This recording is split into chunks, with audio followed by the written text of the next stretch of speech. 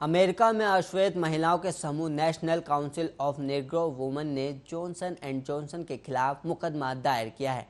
आरोप है कि कंपनी ने जानते हुए भी कि उसके पाउडर से कैंसर होता है, धोखेबाजी भरी मार्केटिंग कर उसे अश्वेत महिलाओं को बेचने पर जोर दिया। और काउंसिल के मुताबिक जॉनसन एंड जॉनसन ने नस्लीय मानसिकता के साथ अमेरिका की अश्वेत महिलाओं को पाउडर और संबंधित उत्पाद बेचे। उसे पता था कि यह उत्पाद अश्वेत महिलाएं इस्तेमाल तो कर सकती हैं, लेकिन अगर उन्हें बीमारियां हुई तो बाकी महिलाओं के मुकाबले कहीं ज़्यादा मुश्किलें झेलनी होगी।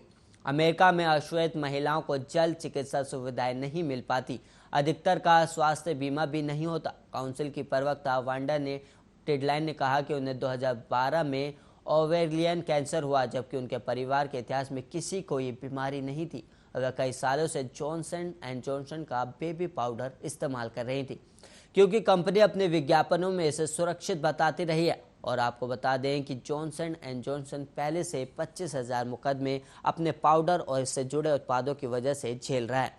आरोप है कि इन उत्पादों की वजह से ओवेरियन कैंसर और मेसोथेलियमिया जैसी बीमारी महिलाओं को हुई, महिलाओं की जान गंवाई, और कंपनी हर साल 3,000 करोड़ रुपए ऐसे मुकदमे पर खर्च करने के लिए लगा रहा है।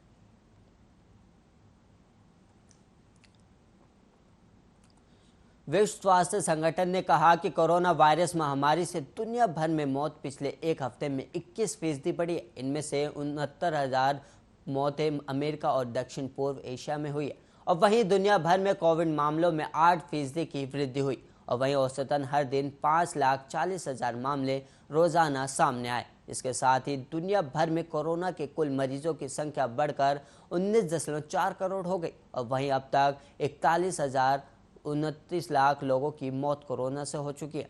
और इस वक्त भी दुनिया में 1.81 करोड़ कोरोना के एक्टिव केस है। और वहीं WHO ने कहा कि अगर इसी तरह से केस बढ़ते रहे तो अगले 2 हफ्तों में दुनिया में कोरोना के मामलों की संख्या 20 करोड़ के पार पहुंच सकती है।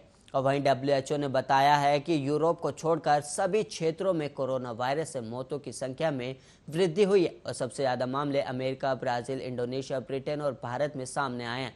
और वहीं इसी तरह तेज़ी से बढ़ने के पीछे कोरोना वायरस के डेल्टा वेरिएंट के फैलने को वजह माना जा रहा है, जो काफ़ी तेज़ी से फैलता है। वैश्विक संगठन ने कहा कि कोरोना महामारी से बचने के लिए टीका सबसे बड़ा हथियार है। लोगों को जल्द से जल्द टीका लगवा लेना चाहिए।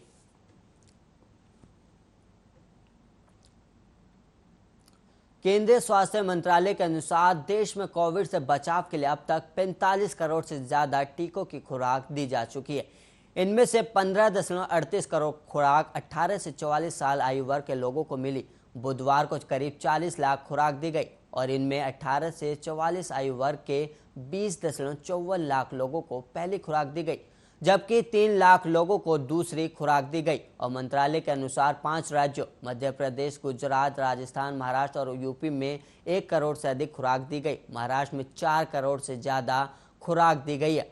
और महाराष्ट्र एकमात्र ऐसा राज्य है जहां 1 करोड़ से ज़्यादा लोगों को दोनों खुराक दी जा चुकी है। और वहीं केंद्र सरकार देश में कोविड टीकाकरण का दायरा बढ़ाने और टीके लगाने की गति को तेज करने के लिए प्रतिबद्ध है। और कोविड-19 रोधी टीकों का नया चरण 21 जून 2021 से शुरू किया गया।